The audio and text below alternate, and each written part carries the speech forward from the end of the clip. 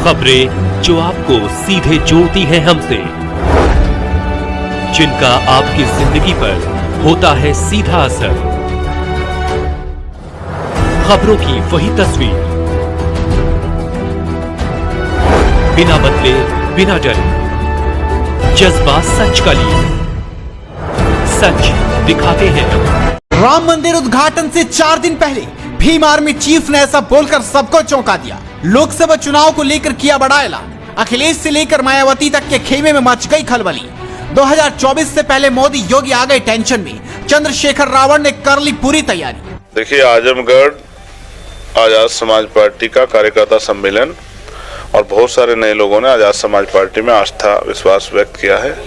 उन्हीं लोगों से मिलने के लिए और उनको ये विश्वास दिलाने के कि आगे जब वो पार्टी में काम करेंगे तो जिसकी इतनी संख्या बारी उसकी इतनी हिस्सेदारी, इस नारे को आगे बढ़ाते हुए हम लोग पार्टी को मजबूत करेंगे। देखिए, आजाद समाज पार्टी के सभी सम्मानित नेतागण अपनी अपनी जिम्मेदारियों को अदा कर रहे हैं। पिछले 2022 विधानसभा के बाद लगातार आजाद समाज पार्टी के लोगों ने संघर्ष किया, छोटे छोटे आंदोलन किए, कैडर किए, मीटिंगें की, बड़ी बड़ी रैलियां की। उसका परिणाम ये है कि बूथ सेक्टर तक का संगठन जो है आज आजाद समाज पार्टी का तैयार है विधानसभा जिला का, और वो जिम्मेदारी से काम कर रहे हैं। और हमारा प्रयास है, ये एक तरह की लोकसभा की तैयारी की समीक्षा चल रही है जो पश्चिम में भी और पूर्वांचल में भी चल रही है। और जल्द जो है पार्टी कितनी सीटों पे और कहाँ लड़ेगी इसके फैसले जो है स्टेट कमेटी की सहयोग से करने जा रही है। सर, अकेले चुनाव लड़ने की बात की आपने, ये पार्टी का फैसला है। अभी बहुत सारे विकल्प खुले हुए, लेकिन पार्टी की जिन सीटों पे तैयारी है पार्टी उस हिसाब से अपने काम को कर रही है। स्टेट की जब रिपोर्ट्स आ जाएगी उसके आधार पर पार्टी निर्णय लेगी।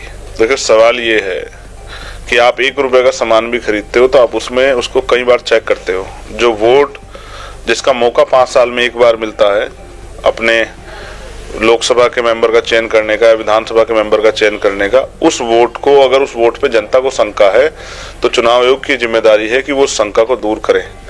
इलेक्शन कमिश्नर इसलिए नियुक्त हुए, उनको तनख्वाह इसलिए मिलती है कि वो फ्री एंड फेयर इलेक्शन कराएं, जनता की जो शंका है उनको दूर करें। जनता की शंका दूर करने के कारण ना करने के बावजूद वो ये कहते हैं कि भाई जनता बताए ईवीएम मिस्टेक। अगर ईवीएम में मिस्टेक नहीं होती तो सुप्रीम कोर्ट ने वीवीपैट क्यों लगाई?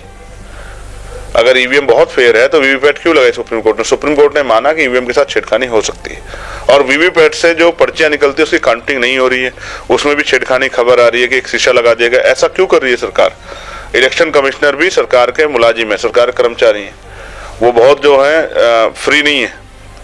इलेक्शन कमीशन जो है वो स्वतंत्र होना चाहिए, उस पर सरकार कोई दबाव नहीं होना चाहिए। जब सरकार के दबाव फैसले होंगे और सरकार के मन चाहे इलेक्शन कमिश्नर नियुक्त होंगे तो मेरा यह मानना है कि जनता के मन में शक पैदा होता है। इसलिए ईवीएम द्वारा अगर वोटों की चोरी हो रही है और जनता में के मन में ये शंका पैदा होगी तो इलेक्शन कमिश्नर को और इलेक्शन कमीशन को इसको दूर करना चाहिए, और इससे इसका सबसे आसान तरीका कि बैलेट पेपर से चुनाव कराया जाए। प्राण प्रतिष्ठा की बात करें 22 तारीख को जो होने वाली बात करें, तो क्या इसमें आज तक विषय दिखे?